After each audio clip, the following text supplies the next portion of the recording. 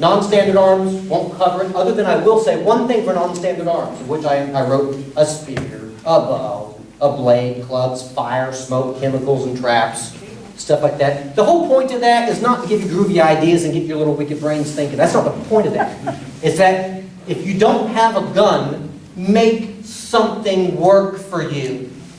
Use your environment. Don't use, your weapon should not be hope.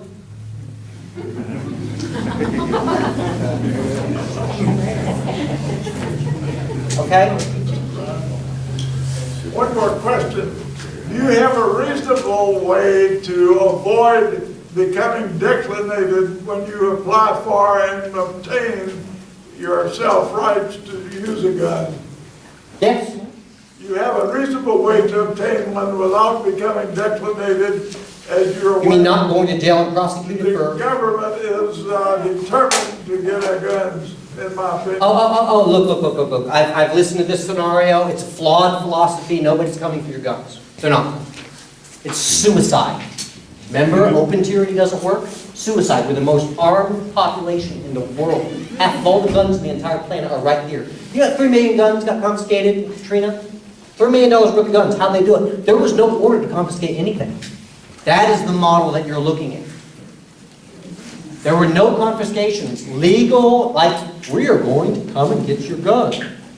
That never happened. There was no order to confiscate your weapons.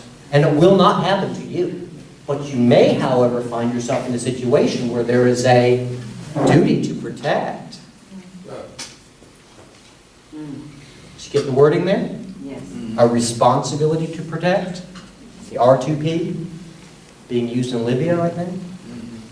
It's an interesting little testing grounds that's being done right now. Yes. R2P applies to you.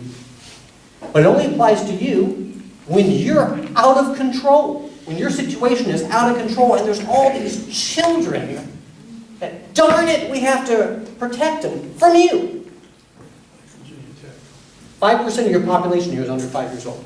19% of your population here in this county are below 18 years. 22% is over 65. R2P, 40% of the population, it applies to you. Okay? Non-lethal arms, it's just good stuff to have, because why do it if you have another choice? You know, you can use gas sprays, olarium capsicum, there's other good stuff, electrical, stun guns, tasers, ooh, a shambach, cold steel guy. He's gone. Oh, man, cold steel makes a wicked shambach. Shambach is done by the South African police. It's a long, the old ones were made out of rhinoceros or hippo skin, the backstrap skin. And they were used by their Aboriginal police to clear whole crowds. I mean, you've got aerial photos of South African police clearing whole crowds of people with a shambach. It'll cut right through a leather coat. It's just a stick. It's a piece of, it's a long piece of plastic. And boy, that thing is brutal. It will not, you have no harm in terms of taking their life. It is completely non-lethal. It would be very difficult. You'd have to somehow get it down their throat and suffocate them with it to kill them. It's not going to kill anybody. But boy, they'll wish you did. It is brutal. You have to, and then it's a nice little snake killer. It's just a long, flexible whip. They're about 5 feet long. They're rigid. I mean, it's not like a whip like Indiana Jones. It's a long, rigid stick or cane. Really, really wicked. You know, unarmed looter, unarmed. Yeah. Just whack the crap out of them.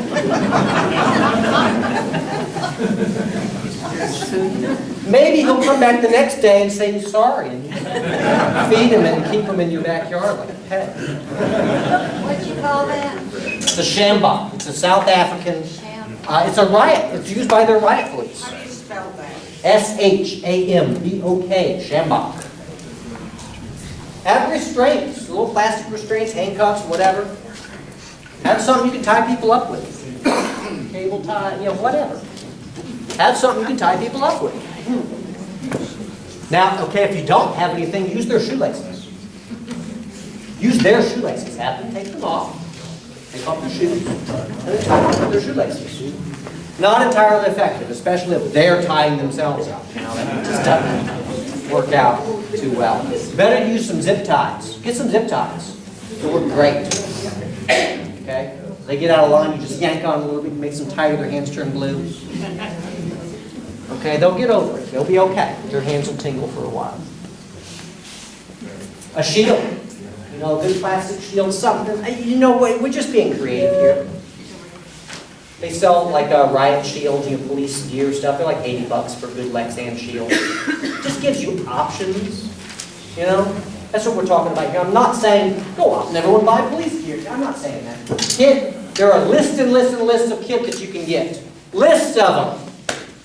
You could spend more money on this stuff than anything else. Getting the latest knife and the latest this and that. There's so much money you can spend on this stuff. Just buy more food.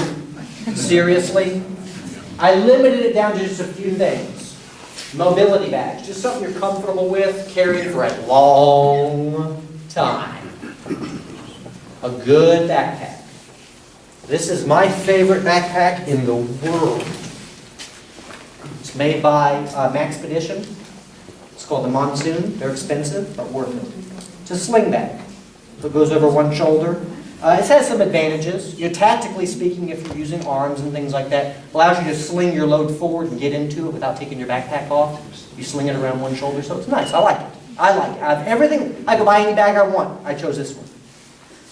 So, I need a distributorship, I swear. Boots or durable footwear of some sort. Don't mess around with that. You will be sorry. You will be sorry. Okay? A fire kit. Don't have one option. A little lighter doesn't count. That doesn't mean don't have a lighter. Sure, have a lighter. And some matches. And a flint. And those little magnesium blocks. You guys know what I'm talking about, magnesium blocks? Everybody pretty comfortable? Magnesium block? Okay, it's a little block of metal. I might even have one. It's a little block of metal, magnesium. And it's used, well, I might have it. I don't know. I normally carry groovy stuff around. Yeah. I've had this thing for years. I've had this same block for, I don't know, 15 years. I haven't made very many fires out of it, but I have it. You shave off the magnesium on one side with your blade. Don't use the sharp, nice, a sharp blade is really, please don't use that nice edge for just anything when you're in the sticks. Use the back side of the blade. Shaves off a little bit of magnesium, that stuff burns hot. All it takes is one spark to set it off. And the spark you get from the other side. Strike your blade up against that side, and it makes a nice little spark, showers down on it. I mean, these things, it's not, you can't get it wet. The materials don't care. It could be in a puddle of water and still ignite. So it's one of the components, magnesium, of thermite. So it burns very hot, very reliably. You can make yourself little fire kits out of Vaseline and any type of cellulose, like cotton balls. Use a cotton ball, take a pan, put some Vaseline into it, cook it down until it turns clear and liquid, roll some, saturate cotton balls with it, stick them into a little photo case, and if I have some of those, they light very reliably. Very reliably. Fire really is important. When I was in survival school, before you could eat that day, even your mice, before you can eat, you had to make 6 fires. Different methods out of whatever was available right then. That's the hardest stuff in your life. Man, I tell you, not easy. Not easy. But what we learned was that fire is so critical. It's so important. And so hard to make your friends. Have multiple methods of making fire. Okay, if you want to read some manuals on how to do bow drill stuff out of your shoelaces and things, awesome, do it, try it. But have a grass spark. Have a grass spark pipe. A hygiene kit. Woo! Some of y'all are going to be stinking. Have a hygiene kit. It really is important to keep as clean as you can.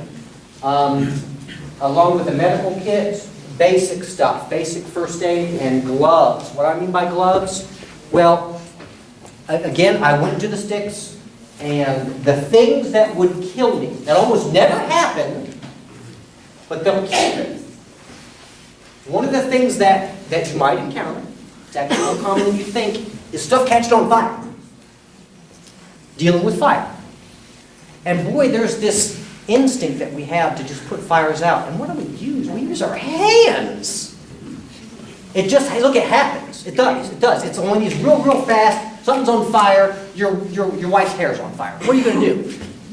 You know, and you try to do something. You're not going to go and get a bucket of baking soda and put it on. No, you're going to just do whatever you have to do right then. You use your hands often, too much. What I have in, matter of fact, I carry them always. I just, one of those things that just, need my this, need my that. A pair of Nomex gloves. What's that?